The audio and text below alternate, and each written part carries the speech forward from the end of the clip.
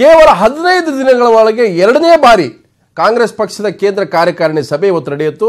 ರಾಹುಲ್ ಗಾಂಧಿ ನೇತೃತ್ವ ನಡೆದಂಥ ಇವತ್ತಿನ ಸಭೆಯಲ್ಲಿ ಲೋಕಸಭಾ ಚುನಾವಣೆಯನ್ನು ಹೇಗೆ ಎದುರಿಸಬೇಕು, ಯಾವ ಪಕ್ಷಗಳ ಜೊತೆಗೆ ಮೈತ್ರಿ ಮಾಡಿಕೊಳ್ಬೇಕು ಮತ್ತು ಪ್ರಧಾನಿ ಅಭ್ಯರ್ಥಿ ವಿಚಾರವನ್ನು ಪಕ್ಕಕ್ಕಿಟ್ಟು ಇಡೀ ದೇಶಾದ್ಯಂತ ಮೋದಿ ವಿರೋಧಿ ರಂಗವನ್ನು ಸಂಘಟಿಸುವ ಸೀಮಿತ ಮಾಡಿ ಇವತ್ತಿನ ಚರ್ಚೆ ಮುಕ್ತಾಯ ಆಗಿದೆ. ಸೊ ಅಂತೂ ಇಂತೂ ಇವತ್ತಿನ ಸಭೆ ಮೋದಿ ವಿರೋಧಿ ರಂಗದ ಬಲವರ್ಧನೆಗೆ ಮಾತ್ರ ಸೀಮಿತ ಆಯಿತು. 15ನೇ ದಿನದಲ್ಲಿ ಎರಡನೇ ಕಾರ್ಯಕಾರಿ ಸಭೆ. ಮೋದಿ ಮಣಿಸಲು ರಾಹುಲ್ ಭರ್ಜರಿ ತಯಾರಿ. ಕಾಂಗ್ರೆಸ್ನ ಹೊಸ ಕಾರ್ಯಕಾರಿ ಸಮಿತಿ ರಚಿಸಿದ 15ನೇ ದಿನದಲ್ಲಿ ಸಮಿತಿಯ ಅಧ್ಯಕ್ಷ ರಾಹುಲ್ ಗಾಂಧಿ ಎರಡನೇ ಸಭೆ ನಡೆಸಿದ್ದಾರೆ. ಇಂದು ನಡೆದ ಸಭೆಯಲ್ಲಿ ಮುಂದಿನ ಲೋಕಸಭಾ ಚುನಾವಣೆಗೆ ರಣತಂತ್ರ ರೂಪಿಸಲಾಗಿದೆ. ಕೇಂದ್ರ ಸರ್ಕಾರದ ವಿರುದ್ಧ ಜನಾಭಿಪ್ರಾಯ ರೂಪಿಸಿ ಪ್ರಧಾನಿ ಮೋದಿ ವೈಫಲ್ಯಗಳನ್ನು ಜನತೆಯ ಮುಂದಿಡಲು ತೀರ್ಮಾನ ಮಾಡಲಾಗಿದೆ. ಮೋದಿ ಮತದಾರರಿಗೆ ಅಪಾರ ನಿರೀಕ್ಷೆ ಹುಟ್ಟಿಸಿ ಹುಸಿಗೊಳಿಸಿದ್ದಾರೆ. ಹಾಗಾಗಿ ಮೋದಿ ವೈಫಲ್ಯವನ್ನ ಜನತೆಯ ಮುಂದಿಡಬೇಕು ಎಂದು ನಿರ್ಧರಿಸಲಾಗಿದೆ. ಹಾಗಿದ್ರೆ ಯಾವೆಲ್ಲ ವಿಷಯಗಳು ಜನರ ಮುಂದಿಡಲು ಸಿಡಬ್ಲ್ಯೂಸಿ ಮೀಟಿಂಗ್ನಲ್ಲಿ ನಿರ್ಧರಿಸಲಾಯಿತು ಅನ್ನೋದನ್ನ ನೋಡೋದಾದ್ರೆ,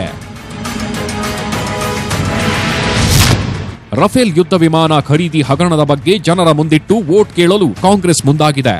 ಇದರ ಜೊತೆಗೆ ಕೋಟಿ ಕೋಟಿ ರೂಪಾಯಿ ವಂಚಿಸಿ ವಿದೇಶಕ್ಕೆ ಹಾರಿದ ವಂಚಕರಿಗೆ ಏನ್ ಮಾಡಿದ್ರಿ, ನಿರುದ್ಯೋಗ ಸಮಸ್ಯೆ ಹೆಚ್ಚಾಗಿದೆ, ನೌಕರಿ ಎಲ್ಲಿ ಕೊಡಿಸಿದ್ರಿ, ರಾಷ್ಟ್ರೀಯ ಪೌರತ್ವ ನೋಂದಣಿ ವಿವಾದಕ್ಕೆ ಏನಂತೀರಿ, ಬಡವರು ದಲಿತರು ಅಲ್ಪಸಂಖ್ಯಾತರ ಮೇಲೆ ಹಲ್ಲೆ ಹೆಚ್ಚಾಗಿವೆ,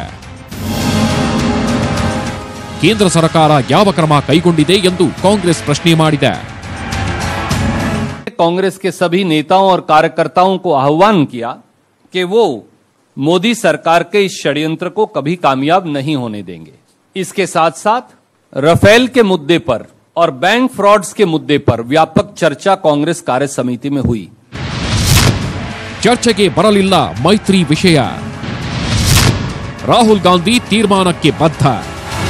ಇವತ್ತು ಕರ್ನಾಟಕ ಸೇರಿದಂತೆ ಕೆಲ ರಾಜ್ಯಗಳ ಲೋಕಸಭೆ ಚುನಾವಣಾ ಪೂರ್ವ ಮೈತ್ರಿ ಬಗ್ಗೆ ಚರ್ಚೆ ನಡೆಯುತ್ತೆ ಎನ್ನಲಾಗಿತ್ತು. ಆದರೆ ಯಾವುದೇ ಚರ್ಚೆ ಆಗಿಲ್ಲ. ರಾಹುಲ್ ಗಾಂಧಿ ತೀರ್ಮಾನವೇ ಅಂತಿಮ ಎಂದು ತೀರ್ಮಾನಿಸಲಾಗಿದೆ. ಧರಣೀಶ್ ಬೂಕನಕೆರೆ, ನ್ಯೂಸ್ 18 ಕನ್ನಡ. ಸ್ಥಳೀಯ ಸಂಸ್ಥೆಗಳ ಚುನಾವಣೆ ದಿನಾಂಕ ಘೋಷಣೆ ಆಗ್ತಾ ಇದ್ದಾಗೆ ದೋಸ್ತಿ ಪಕ್ಷಗಳಲ್ಲಿ ರಾಜಕೀಯ ಚಟುವಟಿಕೆ ಗರಿಗೆದರಿದೆ. ಸೊ ನಿನ್ನೆ ಅಷ್ಟೇ ಕಾಂಗ್ರೆಸ್ನ ಮೈಸೂರು ಜಿಲ್ಲೆಗಳ ಅಂದರೆ ಹಾಸನ ಮತ್ತು ಚಿಕ್ಕಮಗಳೂರು ಜಿಲ್ಲೆಯ ಸಭೆಯನ್ನು ಕರೆದಂತ ದಿನೇಶ್ ಗುಂಡೂರಾವ್ ಅಲ್ಲಿ ಬಹಳ ವ್ಯಾಪಕ ಚರ್ಚೆ ಆಯಿತು. ಅದಾದ ನಂತರ ದೇವೇಗೌಡರ ಜೊತೆಗೆ ಇವತ್ತು ನೂತನ ಅಧ್ಯಕ್ಷ ದಿನೇಶ್ ಗುಂಡೂರಾವ್ ಚರ್ಚೆ ನಡೆಸಿದ್ರು. ಇವತ್ತು ಅವರ ನಿವಾಸಕ್ಕೆ ತೆರಳಿ ದಿನೇಶ್ ಗುಂಡೂರಾವ್ ಹೂಗುಚ್ಚ ನೀಡಿ ಒಂದು ಕುಶಲೋಪರಿ ವಿಚಾರಿಸಿದ್ರು. ಇದ್ರ ಜೊತೆಗೇ ಮುಂದಿನ ಲೋಕಸಭಾ ಚುನಾವಣೆಯಲ್ಲಿ ಮೈತ್ರಿ ಇರ್ಬೋದು, ಸ್ಥಳೀಯ ಸಂಸ್ಥೆ ವಿಚಾರದ ಬಗ್ಗೆ ಚರ್ಚೆ ಆಯಿತು. ಆದರೆ ಯಾವುದೇ ರೀತಿಯ ಅಂತಿಮ ನಿರ್ಧಾರಗಳು ಮಾಡೋಕ್ಕಾಗಿಲ್ಲ. ನಾವೇನಿದ್ರೂ ಕೂಡ ಸ್ಥಳೀಯ ಸಂಸ್ಥೆ ಚುನಾವಣೆ ಮುಗಿದ ನಂತರವಷ್ಟೇ ಲೋಕಸಭಾ ಚುನಾವಣೆ ಬಗ್ಗೆ ಚರ್ಚೆ ಅನ್ನುವಂಥ ಮಾತನ್ನು ಕೂಡ ದಿನೇಶ್ ಗುಂಡೂರಾವ್ ಭೇಟಿ ನಂತರ ಹೇಳಿದ್ರು. ಸೊ ಈಗಾಗಲೇ ಯಾವ ತೀರ್ಮಾನ ತೆಗೆದುಕೊಂಡು ಕೂಡ ಸರ್ಕಾರಕ್ಕೆ ಮುಜುಗರ ಆಗುತ್ತೆ. ಈ ನಿಟ್ಟಿನಲ್ಲಿ DCM ಪರಮೇಶ್ವರ್ ಜೊತೆ ಕೂಡ ನಾಳೆ ಚರ್ಚೆ ಮಾಡ್ತೀವಿ. ಅದ್ರ ಜೊತೆಗೆ ಪಕ್ಷದ ಮುಖಂಡರ ಜೊತೆ ಕೂಡ ಚರ್ಚೆ ಆಗುತ್ತೆ. ಇದ್ರ ಜೊತೆಗೆ ಏನು ಉತ್ತರ ಕರ್ನಾಟಕದಲ್ಲಿ ಪ್ರತ್ಯೇಕತೆ ಕೂಗಿತ್ತು ಅದನ್ನು ತಣಿಸಲಿಕ್ಕೆ ಕಾಂಗ್ರೆಸ್ ಮುಂದಾಗಿದೆ. ಬೀದರ್ನಲ್ಲಿ ಆಗಸ್ಟ್ 13ರಂದು ಬೃಹತ್ ಸಮಾವೇಶ ನಡೆಸಲಿಕ್ಕೆ ತೀರ್ಮಾನ ಮಾಡಲಾಗಿದೆ. ರಾಹುಲ್ ಗಾಂಧಿ ಕೂಡ ಈ ಸಮಾವೇಶಕ್ಕೆ ಬರ್ತಾರೆ. ಸೊ ಆ ಮೂಲಕ ಉತ್ತರ ಕರ್ನಾಟಕದಲ್ಲೂ ಕೂಡ ಕಾಂಗ್ರೆಸ್ ತನ್ನ ಸಂಘಟನೆಗೆ ಮುಂದಾಗಿದೆ. ಇದನ್ನು ಈ ಚುನಾವಣೆ ಸ್ಥಳೀಯ ಚುನಾವಣೆಗಳಲ್ಲಿ ಇದರಲ್ಲಿ ಹೊಂದಾಣಿಕೆ ಮಾಡ್ಕೊಳ್ತಕ್ಕ ಸುಲಭ ಅಲ್ಲ. ಯಾಕೆಂತ ಹೇಳಿದ್ರೆ ಪುರಸಭೆ, ನಗರಸಭೆ ಮತ್ತು ಪಟ್ಟಣ ಪಂಚಾಯಿತಿ ಇದರಲ್ಲಿ ಸಾಕಷ್ಟು ಸುಮಾರು ಸಾವಿರಕ್ಕಿಂತ ಹೆಚ್ಚು ಕ್ಷೇತ್ರಗಳಿದೆ. ಅದನ್ನು ಯಾವ ರೀತಿಯಾಗಿ ಮಾಡಬೇಕು ಅಂತ ನೋಡ್ತಾ ಇದ್ದೀವಿ. ಆದರೆ ಯಾವುದೇ ಒಂದು ತೀರ್ಮಾನ ಆದರೂ ಕೂಡ ಸರ್ಕಾರಕ್ಕೆ ಮುಜುಗರ ಆಗದೇ ಇರತಕ್ಕಂಥ ರೀತಿಯಲ್ಲಿ ನಾವು ಅದನ್ನು ನಡ್ಸ್ಕೊಂಡು ಹೋಗ್ಬೇಕಾಗ್ತದೆ. ಇದೆಲ್ಲದರ ಮಧ್ಯೆ ಲೋಕಸಭಾ ಚುನಾವಣೆ ಮತ್ತೊಂದು ಕಡೆ ಸ್ಥಳೀಯ ಸಂಸ್ಥೆಗಳ ಚುನಾವಣೆ ಮುಂದಿಟ್ಟುಕೊಂಡು ದೇವೇಗೌಡರು ರಾಜ್ಯದ ನೂತನ JDS ಅಧ್ಯಕ್ಷರ ಆಯ್ಕೆ ಕೂಡ ಮುಂದಾಗಿದೆ. ನಾಳೆ ಕೂಡ JDSನ ಶಾಸಕರು ಪಕ್ಷದ ಮುಖಂಡರ ಸಭೆಯನ್ನು ಕರೆದಿದ್ದಾರೆ. ಸೊ ನೂತನ ಸಾರಥಿಯಾಗಿ JDSನ ಹಿರಿಯ ನಾಯಕ ಶಾಸಕ H. ವಿಶ್ವನಾಥ್ ಅವರ ಆಯ್ಕೆ ಬಹುತೇಕ ಏನು ತೀರ್ಮಾನ ಮಾಡಲಾಗಿದೆ ಅನ್ನೋದು ನಾಳೆ ಅಧಿಕೃತವಾಗಿ ಘೋಷಣೆ ಆಗುವ ಸಾಧ್ಯತೆ ಕೂಡ ಇದೆ. ಈಗಾಗಲೇ H. ವಿಶ್ವನಾಥ್ ಈ ವಿಚಾರದಲ್ಲಿ ಒಂದಷ್ಟು ಷರತ್ತುಗಳು ವಿಧಿಸಿದ್ದಾರೆ. ನನ್ನ ಆರೋಗ್ಯ ಮತ್ತು ರಾಜ್ಯ ಸುತ್ತುವ ಸಮಸ್ಯೆ ಇದೆ, ನನಗೆ ಆರೋಗ್ಯದಕ್ಕೆ ಅವಕಾಶ ಕೊಡಲ್ಲ, ಹಾಗಾಗಿ ಒಂದು ಒಳ್ಳೆ ಟೀಮನ್ನು ಕೊಡಿ, ಯುವಕರು ರಾಜ್ಯದ ಸಂಪೂರ್ಣ ಅರ್ಥಂತ ಒಂದು ನಾಯಕರ ಒಂದು ತಂಡವನ್ನು ಕೊಟ್ಟರೆ ನಾನು ಖಂಡಿತವಾಗಿ ಕೂಡ ಅಧ್ಯಕ್ಷ ಸ್ಥಾನವನ್ನು ಒಪ್ತೀನಿ ಅನ್ನೋದು. ಸೊ ಈಗ ಕುಮಾರಸ್ವಾಮಿ ಅವರ ಅಧ್ಯಕ್ಷರಾಗಿರೋದ್ರಿಂದ ಸ್ಥಳೀಯ ಸಂಸ್ಥೆ ಚುನಾವಣೆ ಇದೆ, ಮತ್ತೊಂದು ಕಡೆ ಲೋಕಸಭಾ ಚುನಾವಣೆ ಮೈತ್ರಿ ಆಗಬೇಕಾಗುತ್ತೆ. ದೇವೇಗೌಡ ಲೆಕ್ಕಾಚಾರ ಪ್ರಕಾರ ಒಬ್ಬ ಹಿಂದುಳಿದ ಅಂದರೆ ಕುರುಬ ಸಮಾಜಕ್ಕೆ ಸೇರಿದಂಥ ವಿಶ್ವನಾಥ್ ಅವ್ರನ್ನ ಅಧ್ಯಕ್ಷನಾಗಿ ಮಾಡಿದರೆ ಜಾತಿ ಸಮೀಕರಣಗಳು ಕೂಡ ವರ್ಕೌಟ್ ಆಗುತ್ತೆ, ಮತ್ತು ಅವ್ರ ಅನುಭವಿಗಳಿದ್ದಾರೆ.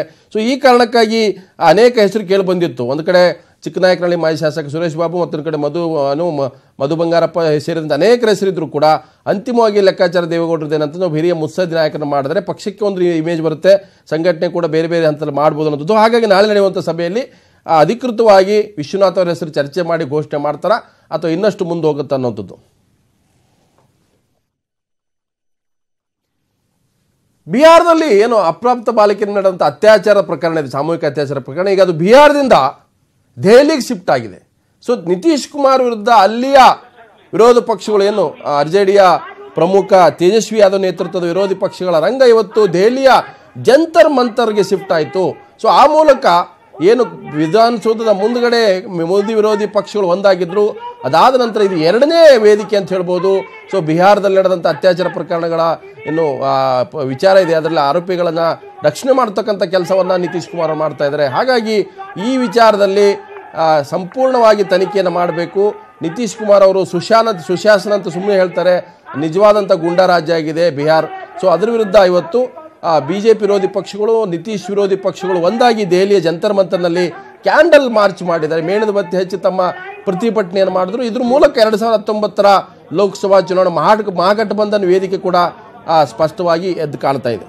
ಸೊ ಇವತ್ತಿನ ಈ ಪ್ರತಿಭಟನೆಯಲ್ಲಿ ಎಐಸಿಸಿ ಅಧ್ಯಕ್ಷ ರಾಹುಲ್ ಗಾಂಧಿ, ದೆಹಲಿ ಚೀಫ್ ಮಿನಿಸ್ಟರ್ ಕೇಜ್ರಿವಾಲ್, ಸಿಪಿಎಂನ ಪ್ರಧಾನ ಕಾರ್ಯದರ್ಶಿ ಸೀತಾರಾಮ್ ಯೆಚೂರಿ, ಸಿಪಿಐ ನಾಯಕ ಡಿ ರಾಜಾ, ಶರದ್ ಯಾದವ್, ಹೀಗೆ ಅನೇಕ ನಾಯಕರು ಕೂಡ ಭಾಗಿಯಾಗಿದ್ದರು. ಅದು ವಿಶೇಷ ಏನಂದರೆ ತೇಜಸ್ವಿ ಯಾದವ್ ತಂದೆ ಜೈಲಲ್ಲಿ ಲಾಲು ಪ್ರಸಾದ್ ಜೈಲಲ್ಲಿದ್ದರೆ, ಸೊ ಬೀದಿಯಲ್ಲಿ ತೇಜಸ್ವಿ ಯಾದವ್ ಯುವಕ ಪ್ರತಿಪಕ್ಷಗಳನ್ನು ಒಗ್ಗೂಡಿಸುವ ಒಂದು ಹೋರಾಟಕ್ಕೆ ನೇತೃತ್ವ ವಹಿಸಿರ್ತಕ್ಕಂಥದ್ದು. ಅದು ದೆಹಲಿಯಲ್ಲಿನೇ ವಿರೋಧಿಗಳನ್ನು ಒಂದೇ ವೇದಿಕೆ ತಂದಿರತಕ್ಕಂಥದ್ದು ಕೂಡ ತೇಜಸ್ವಿ ಯಾದವ್ ಅವರ ಒಂದು ರೀತಿಯ ಶ್ರಮ ಅಂತಲೂ ಕೂಡ ಹೇಳ್ಬೋದು. तमाम विपक्ष के नागरिक समाज के लोग कामयाब रहे हैं, सत्ता प्रतिष्ठान तक ये संदेश जाएगा, यही मकसद था। आप नीतीश जी ने बयान दिया, उन्होंने कहा कि शर्म की बात है, उनको शर्म आई और सही बात है। नीतीश जी को जल्दी से जल्दी कार्रवाई करनी चाहिए, जो लोग जिम्मेदार हैं उन पर एक्शन लेना चाहिए और जिसको पनिश करना है, जिसको जेल में डालना है, जल्दी से जल्दी उनको उन पर कार्रवाई करनी चाहिए। बड़े दुख की बात ये है कि जो सारे तथ्य सामने आ रहे हैं, ऑडियो है ठीक ना, कि बिहार सरकार के नजर में ये बात कई बार पहले आई,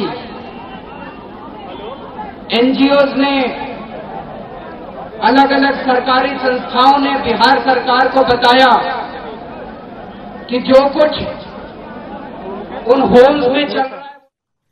ಸೊ ಒಂದು ಕಡೆ 2019 ಲೋಕಸಭಾ ಚುನಾವಣೆಗೆ ಮೋದಿ ವಿರೋಧಿ ಪಕ್ಷಗಳು ಒಗ್ಗೂಡ್ತಾ ಇದ್ರೆ, ಮತ್ತೊಂದು ಕಡೆ ಸೋನಿಯಾ ಗಾಂಧಿ ತಮ್ಮ ಪುತ್ರಿಯನ್ನ ಚುನಾವಣಾ ಅಖಾಡಕ್ಕೆ ಇಳಿಸುವ ಇರಾದಲ್ಲಿ ಇದೆ ಅನ್ನುವಂಥದ್ದು. ಇದು ಈಗ ಹೈಕಮಾಂಡ್ ಮಟ್ಟದಲ್ಲಿ ನಡೆದಿರ್ತಕ್ಕಂಥ ಒಂದು ದೊಡ್ಡ ಬೆಳವಣಿಗೆ. ಸೊ ರಾಯ್ಬರೇಲಿ ಕ್ಷೇತ್ರವನ್ನೇ ತನ್ನ ಪುತ್ರಿ ಪ್ರಿಯಾಂಕಗೆ ಬಿಟ್ಟುಕೊಡೋ ಮೂಲಕ ಇನ್ನೊಬ್ಬ ಏನು ನೆಹರು ಕುಟುಂಬದ ಕುಡಿಯನ್ನು ರಾಜಕಾರಣ ತರ್ತಕ್ಕಂಥ ಒಂದು ವೇದಿಕೆ ಸಿದ್ಧ ಆಗ್ತಾ ಇದೆ. ಇಂಥದ್ದೊಂದು ಬೆಳವಣಿಗೆ ಈಗ ಹೈಕಮಾಂಡ್ ಮಟ್ಟದಲ್ಲಿ ನಡೆದಿದೆ. ಸೊ ಯಾಕಂದರೆ ಸೋನಿಯಾ ಗಾಂಧಿ ಆರೋಗ್ಯದ ಒಂದು ಏನು ಹಿನ್ನೆಲೆಯಲ್ಲಿ ಈ ಬೆಳವಣಿಗೆ ನಡೀತಾ ಇರತಕ್ಕಂಥ ಕಾಂಗ್ರೆಸ್ನ ಮಟ್ಟಿಗೆ ಮತ್ತೊಂದು ಈ ಒಂದು ಬೆಳವಣಿಗೆ. ರಾಜಕೀಯ ಅಖಾಡಕ್ಕೆ ಪ್ರಿಯಾಂಕಾ ಗಾಂಧಿ ಎಂಟ್ರಿ. ಅಮ್ಮನ ಕ್ಷೇತ್ರದಿಂದ ಪ್ರಿಯಾಂಕಾ ಗಾಂಧಿ ಸ್ಪರ್ಧೆ. ಒಂದ್ ಕಡೆ ರಾಹುಲ್ ಗಾಂಧಿ ರಾಜಕೀಯ ರಂಗದಲ್ಲಿ ಚಾಮ್ ಕಳ್ಕೊಳ್ತಾ ಇದ್ದಾರೆ ಅನ್ನೋ ಗುಸುಗುಸು ನಡುವೆಯೇ ಸಹೋದರಿ ಪ್ರಿಯಾಂಕಾ ಗಾಂಧಿ ರಾಜಕೀಯ ಅಖಾಡದ ಎಂಟ್ರಿಗೆ ವೇದಿಕೆ ಸಿದ್ಧವಾದಂತಿದೆ. ಅಮ್ಮ ಸೋನಿಯಾ ಗಾಂಧಿ ಅನಾರೋಗ್ಯದಿಂದ ಬಳಲ್ತಾ ಇರೋ ಕಾರಣ ಲೋಕಸಭೆ ಚುನಾವಣೆಗೆ ನಿಲ್ಲಲ್ಲ. ಮಗಳು ಪ್ರಿಯಾಂಕಾ ಗಾಂಧಿಗೆ ರಾಯ್ಬರೇಲಿ ಕ್ಷೇತ್ರ ಬಿಟ್ಕೊಡ್ತಾರೆ ಅನ್ನೋ ಚರ್ಚೆ ಜೋರಾಗಿದೆ. ಕಾಂಗ್ರೆಸ್ ಭದ್ರಕೋಟೆ ರಾಯ್ಬರೇಲಿಯಿಂದ ಪ್ರಿಯಾಂಕಾ ಗಾಂಧಿಯನ್ನ ಗೆಲ್ಲಿಸಿ ಕಾಂಗ್ರೆಸ್ ಬೂಸ್ಟ್ ಮಾಡೋದು ಸೋನಿಯಾ ಗಾಂಧಿ ಅಭಿಲಾಷೆ ಎನ್ನಲಾಗಿದೆ. ರಾಹುಲ್ ಗಾಂಧಿ ಪಿಎಂ ಕ್ಯಾಂಡಿಡೇಟ್ ಅಲ್ಲ, ತೃತೀಯ ರಂಗದ ಯಾರನ್ನಾದರೂ ಪಿಎಂ ಅಭ್ಯರ್ಥಿ ಅಂತ ಘೋಷಣೆ ಮಾಡಿ ಲೋಕಸಭೆ ಚುನಾವಣೆಗೆ ಹೋಗೋದನ್ನ ಕಾಂಗ್ರೆಸ್ ಈಗಾಗಲೇ ತಯಾರಿ ನಡೆಸಿದೆ ಎನ್ನಲಾಗಿದೆ. ಮೂಲಗಳ ಪ್ರಕಾರ ಪ್ರಧಾನಿ ಅಭ್ಯರ್ಥಿಯನ್ನೇ ಘೋಷಣೆ ಮಾಡದೆ ಚುನಾವಣೆ ಎದುರಿಸಿ ಬಳಿಕ ಅಭ್ಯರ್ಥಿಯನ್ನ ಘೋಷಣೆ ಮಾಡಲಾಗುತ್ತೆ ಅಂತ ಹೇಳಲಾಗ್ತಾ ಇದೆ. ಕಳೆದ ಬಾರಿಯೇ ಪ್ರಿಯಾಂಕಾ ಗಾಂಧಿ ಅವರನ್ನ ಎಲೆಕ್ಷನ್ಗೆ ನಿಲ್ಲಿಸಿ ಅಜ್ಜಿ ಇಂದಿರಾ ಗಾಂಧಿ ತರ ಆಕೆಗೆ ಚಾಮಿದೆ. ರಾಜಕೀಯದಲ್ಲಿ ಬೆಳೀತಾರೆ ಅಂತ ಕಾಂಗ್ರೆಸ್ ನಾಯಕರು ಒತ್ತಡ ಹೇರಿದ್ರು. ಈ ಬಾರಿ ನೋಡ್ಬೇಕು ಸೋನಿಯಾ ಮೇಡಂ ಏನ್ ಮಾಡ್ತಾರೆ ಅಂತ. Bureau report, news 18 Kannada. ದೆಹಲಿಯಲ್ಲಿ ಕುಳಿತು ರಾಹುಲ್ ಗಾಂಧಿ ಬಿಜೆಪಿ ಸೋಲಿಸಲು ರಣತಂತ್ರ ರೂಪಿಸ್ತಾ ಇದ್ರೆ, ಇನ್ನು ಬೆಂಗಳೂರಿನಲ್ಲಿ ಕುಳಿತುಕೊಂಡು ಯಡಿಯೂರಪ್ಪ ನೇತೃತ್ವದಲ್ಲಿ ರಾಜ್ಯದಲ್ಲಿ ಕಾಂಗ್ರೆಸ್ ಅನ್ನು ಹೇಗೆ ಹಣಿಯಬೇಕು ಅನ್ನೋದ ಒಂದು ಶಸ್ತ್ರಾಭ್ಯಾಸದಲ್ಲಿ ತೊಡಗಿದ್ದಾರೆ. ಇದ್ರ ಜೊತೆಗೆ ಯಡಿಯೂರಪ್ಪ ಮತ್ತು ಬಿಜೆಪಿ ಮುಖಂಡರು ಇವತ್ತು ಕೂಡ ಟಾರ್ಗೆಟ್ ಮಾಡಿದ್ದು ಕುಮಾರಸ್ವಾಮಿ, ರೇವಣ್ಣ ಹೊರತು ಕಾಂಗ್ರೆಸ್ ಅಲ್ಲ. ಆದರೆ ಗೆಲ್ಲುವ ಮಿಷನ್ 25ಕ್ಕೂ ಹೆಚ್ಚು ಲೋಕಸಭಾ ಕ್ಷೇತ್ರ ಗೆಲ್ಲಲು ರಣತಂತ್ರ. ಸರ್ಕಾರದ ವಿರುದ್ಧ ಹೋರಾಟಕ್ಕೆ ಬಿಜೆಪಿ ಪ್ಲಾನ್.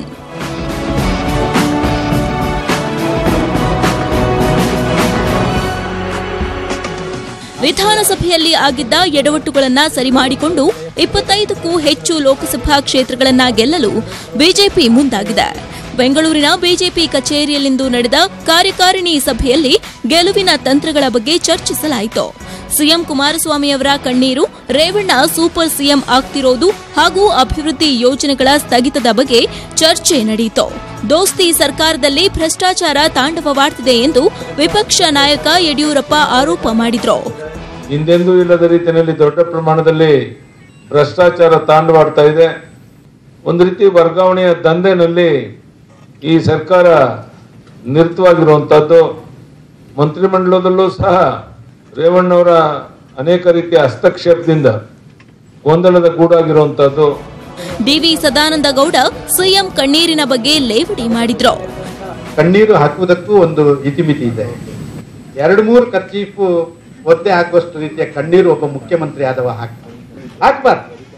ಆ ಕರ್ಚೀಫ್ನಲ್ಲಿ ಏನಿತ್ತು ಅಂತ ನನಗೆ ಗೊತ್ತಿಲ್ಲ. ಅಳು ಬರದಿದ್ರು ಅಳು ಬರಲಿಕ್ಕೆ ಬೇಕಾದಂತ ವಸ್ತುಗಳೇನಾದ್ರೂ ಕರ್ಚೀಫಲ್ಲಿ ಇತ್ತ ನನಗೆ ಗೊತ್ತಿಲ್ಲ.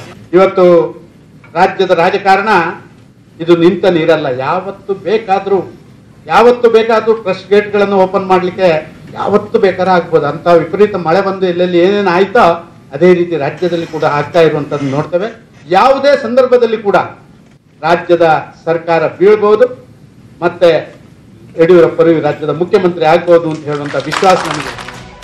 ಇನ್ನು ನಾಳೆಯಿಂದ ಯಡಿಯೂರಪ್ಪ ಸೇರಿದಂತೆ 3 ನಾಯಕರು 3 ತಂಡಗಳಲ್ಲಿ ರಾಜ್ಯ ಪ್ರವಾಸ ಮಾಡಲು ತೀರ್ಮಾನಿಸಲಾಯಿತು. ಪಕ್ಷ ಸಂಘಟನೆ ಜೊತೆಗೆ ಬೆಂಗಳೂರಿನ ಸಮಸ್ಯೆಗಳು ಚರ್ಚೆಗೆ ಬಂದವು. ಕ್ಯಾಮರಾ ಪರ್ಸನ್ ಸಂದೀಪ್ ಜೊತೆ ಕೃಷ್ಣ ಜೀವಿ, ನ್ಯೂಸ್ 18 ಕನ್ನಡ, ಬೆಂಗಳೂರು. ಇನ್ನೇನು ಕರಾವಳಿಯ ಹಿರಿಯ ಕಾಂಗ್ರೆಸ್ ನಾಯಕ ಜನಾರ್ದನ್ ಪೂಜಾರಿ ಇನ್ನೊಂದು ಸಮಾಧಾನ ಆಗಿದ್ದಾರೆ ಅಂತ ಜನ ತಿಳ್ಕೊಂಡಿದ್ರು. ಈಗ ಮತ್ತೆ ಬುಸ್ಕೊಡ್ತಾ ಇದ್ದಾರೆ. ಅದೇನಪ್ಪ ಅಂದರೆ ಮಾಜಿ ಸಿಎಂ ಸಿದ್ದರಾಮಯ್ಯ ವಿರುದ್ಧ ಮತ್ತೆ ತಮ್ಮ ವಾಗ್ದಾಳಿ ಮುಂದುವರಿಸಿದ್ದಾರೆ. ಸೊ ಎಲ್ಲೋ ಒಂದು ಕಡೆ ಅವರು ರಾಜಕೀಯ ನಿವೃತ್ತಿ ತಗೊಳ್ತಾರೆ ಅನ್ನೋದು ಒಂದು ಮಾತಿದೆ. ಇನ್ನೊಂದು ಕಡೆ JDS ನಿಂದ ವಿಧಾನ ಪರಿಷತ್ರಾಗಿರ್ತಕ್ಕಂಥ ಭೋಜೇಗೌಡರು ಇಲ್ಲಿ ಏನಾದರೂ ಕಾಂಗ್ರೆಸ್ ಸೋತಿದ್ರೆ ಅದರ ನೇರ ಏನು ಕಾರಣ ಹಿಂದೂಗಳನ್ನು ಕಾಂಗ್ರೆಸ್ ಕಡೆಗಣಿಸಿರೋದು. ಅಂದರೆ ದೋಸ್ತಿ ಪಕ್ಷಗಳ ನಾಯಕರ ಈ ಮಾತು ಕರಾವಳಿಯಲ್ಲಿ ಮತ್ತಷ್ಟು ಸುದ್ದಿಗೆ ಗ್ರಾಸ ಆಗಿದೆ. ಲೋಕಸಭೆ ಎಲೆಕ್ಷನ್ ಹೊತ್ತಲ್ಲೇ ಕೈನಲ್ಲಿ ಕಿತ್ತಾಟ. ಸಕ್ರಿಯ ರಾಜಕೀಯದಿಂದ ಜನಾರ್ದನ ಪೂಜಾರಿ ನಿವೃತ್ತಿ.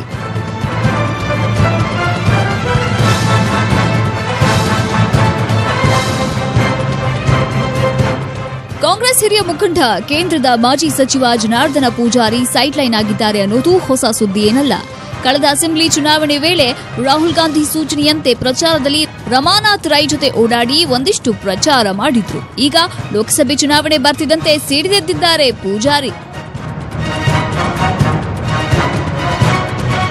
ಮಾಜಿ ಸಿಎಂ ಸಿದ್ದರಾಮಯ್ಯ ವಿಧಾನಸಭೆ ಚುನಾವಣೆಯಷ್ಟೇ ಅಲ್ಲ, ಈಗ ಲೋಕಸಭೆ ಚುನಾವಣೆಯಲ್ಲೂ ನನ್ನನ್ನ ಕಡೆಗಣಿಸಿದ್ದಾರೆ, ನಾನು ಸಕ್ರಿಯ ರಾಜಕಾರಣದಿಂದ ನಿವೃತ್ತಿಯಾಗ್ತೇನೆ ಅಂತ ಜನಾರ್ದನ ಪೂಜಾರಿ ಆಪ್ತರ ಬಳಿ ಹೇಳಿಕೊಂಡಿದ್ದಾರಂತೆ.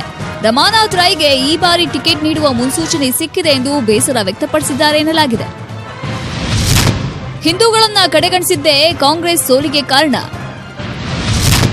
ವಿಧಾನ ಪರಿಷತ್ ಸದಸ್ಯ ಭೋಜೇಗೌಡ ಹೇಳಿಕೆ. ಇನ್ನು ದಕ್ಷಿಣ ಕನ್ನಡ ಜಿಲ್ಲೆಯಲ್ಲಿ ಹಿಂದೂಗಳನ್ನ ಕಾಂಗ್ರೆಸ್ ಕಡೆಗಣಿಸ್ತಾ ಇದೆ, ಕೇವಲ ಅಲ್ಪಸಂಖ್ಯಾತರಿಗೆ ಮಾತ್ರ ಮಣೆ ಹಾಕ್ತಾ ಇದೆ. ಇದೇ ಕಾರಣಕ್ಕೆ ಇಲ್ಲಿ ಕಾಂಗ್ರೆಸ್ ಹೆಚ್ಚು ಸೀಟ್ ಗೆಲ್ಲಲಿಲ್ಲ ಅಂತ ಮಂಗಳೂರಿನಲ್ಲಿ ವಿಧಾನ ಪರಿಷತ್ ಸದಸ್ಯ ಭೋಜೇಗೌಡ ಹೇಳಿದ್ದಾರೆ. ಹಿಂದೂಗಳನ್ನ ಈ ಭಾಗದಲ್ಲಿ ಕಡೆಗಣಿಸಿದ್ದೇ ಕಾಂಗ್ರೆಸ್ ಸೋಲಿಗೆ ಕಾರಣ ಅಂತ. ಹಾಗಾಗಿ ನೀವು ಅವರಿಗೆ ಹೆಚ್ಚು ಒತ್ತು ಕೊಟ್ಟು ಮೈನಾರಿಟಿಯನ್ನ ಜೊತೆಲಿಟ್ಟುಕೊಂಡು ಮೈನಾರಿಟಿ ಅವರಿಗೆ ಕೆಲಸ ಮಾಡಬೇಕಂತ ಹೇಳಿದ್ವಿ.